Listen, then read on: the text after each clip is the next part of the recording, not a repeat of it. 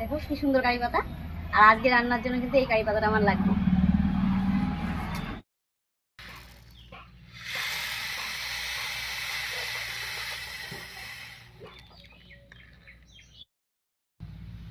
নমস্কার, ভিল কিচেনে সবাইকে স্বাগত জানাই।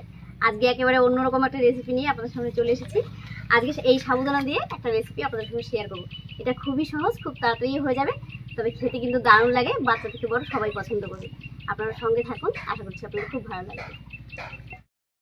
সাবুদানার যে রেসিপিটা বানাবো এটা কিন্তু একটা টিফিন রেসিপি বা মুখরোচক রেসিপিও বলতে পারেন। এটা চায়ের সঙ্গে খেতেও ভালো লাগে, আবার এমনিও শুধু শুধুও খাওয়া যায়।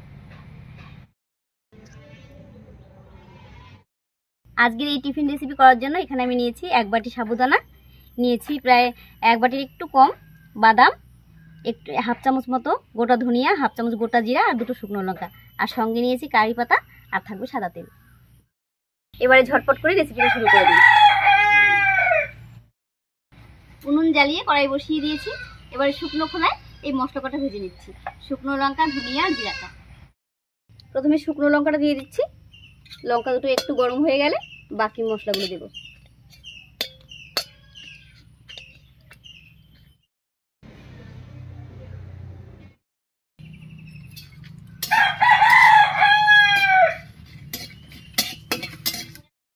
মশলাগুলো ভাজা হয়ে গেছে, নামিয়ে ঠান্ডা করে নেব।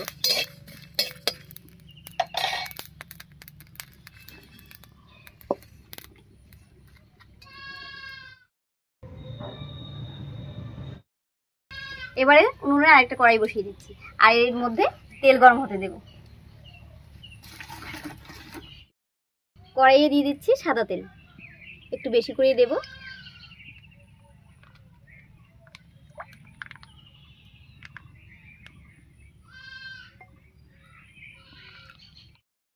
তেলটা গরম হতে থাক, এদিকে আমি ভাজা মশলাটা গুঁড়ো করে নিচ্ছি।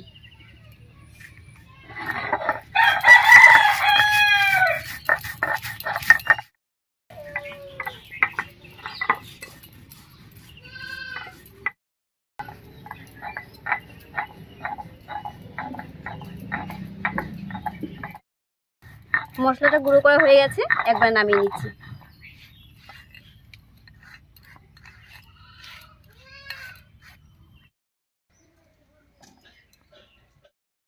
তেল গরম হয়ে গেছে, এবারে তেলের উপরে একটা এরকম ছাঁকনি নিয়ে নিচ্ছি, আর এর উপরে কিন্তু সাবুদানাগুলো ভাজবো।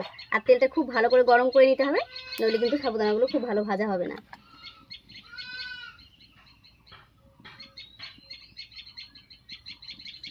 অল্প অল্প করে দেবো আর ভেজে নেব। দেখুন কি সুন্দর তেলের উপরে ভেজে উঠছে।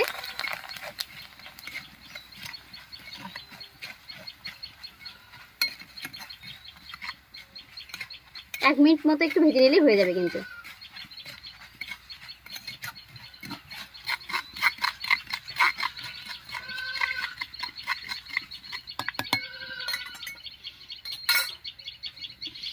এই কটা সাবুদানা ভাজা হয়ে গেছে, তেল ঝরিয়ে নামিয়ে নিচ্ছি।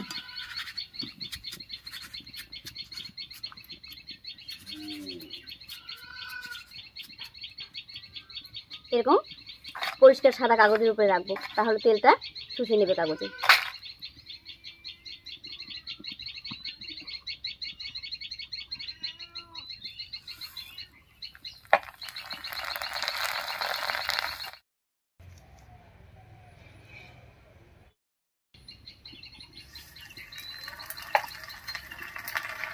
সাবুদানাগুলো ভাজার সময় অবশ্যই একটু ভালো করে ভাজতে হবে, আর তেলটা গরম করে নিতে হবে। তাহলে দেখবেন একেবারে মুড়ির মতো মুচমুচে হবে, খেতেও ভালো লাগবে। আর যদি ভালো ভাজা না হয় তাহলে কিন্তু দাঁতের মধ্যে লেগে যাবে, সেটা খেতে ভালো লাগবে না। দেখুন সাবুদানাটা কি সুন্দর ভাজা হয়েছে, আর ভাজা হয়েছে বলেই কিন্তু সবগুলো উপরে উঠে গেছে।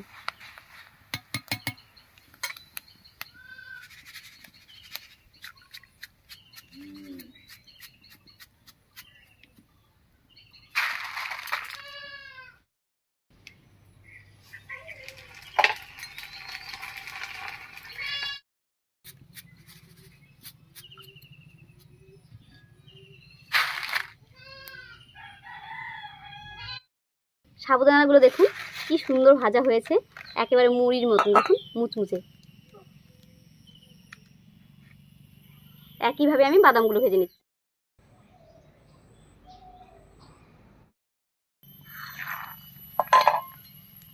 বাদাম ভাজা হতো, খুব একটা সময় লাগবে না, তাড়াতাড়ি হয়ে যাবে।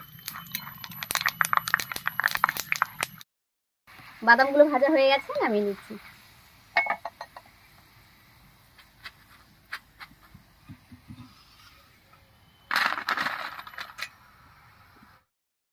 এবারে কারি পাতাটা ভেজে নেব।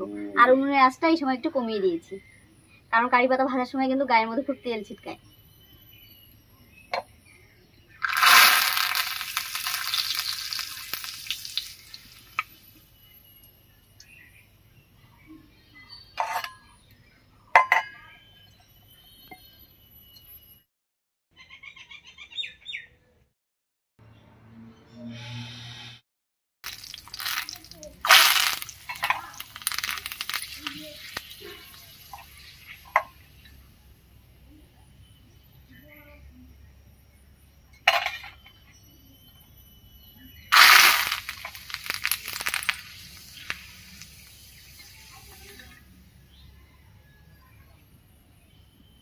সবকিছু ভাজা হয়ে গেল, এবার মিশিয়ে নেব। দেখুন, সাদা কাগজের উপরে রেখেছিলাম বলে কোনোরকম কোনো তেল নেই সাবুদানার মধ্যে, একদম শুকনো ঝরঝরে। এবার এর মধ্যে দিয়ে দেব কারি পাতাগুলো।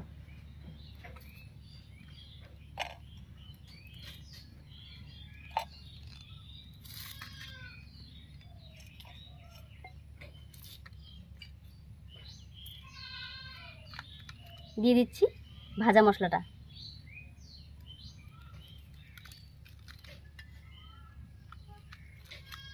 আর দেব এক বাটি, ছোট বাটির এক বাটি চানাচুর।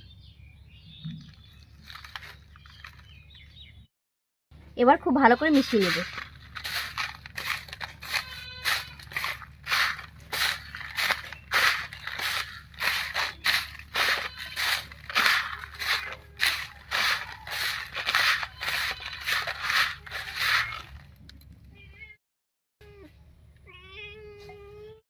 এটা দেখতে যতটা সুন্দর হয়েছে, এটা খেতেও কিন্তু দারুণ হয়। আর এইভাবে করে বানিয়ে টিফিন কারিতে ভরে রেখে দিলে কিন্তু কয়েকদিন পরেও খাওয়া যাবে। সাবুদানার মধ্যে কোনো রকম লবণ দেওয়া নেই, তাই যদি খাওয়ার সময় একটু লবণ কম মনে হয় তাহলে একটু বিট লবণ ছড়িয়ে খেতে পারেন। কিন্তু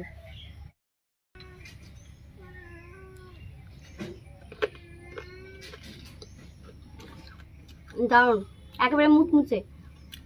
এটা বোঝাই যাচ্ছে না যে এটা সাবুদানা, এত শক্ত একটা জিনিস ছিল, এত মুচমুচে হয়েছে। কেমন হচ্ছে? ভালো হয়েছে।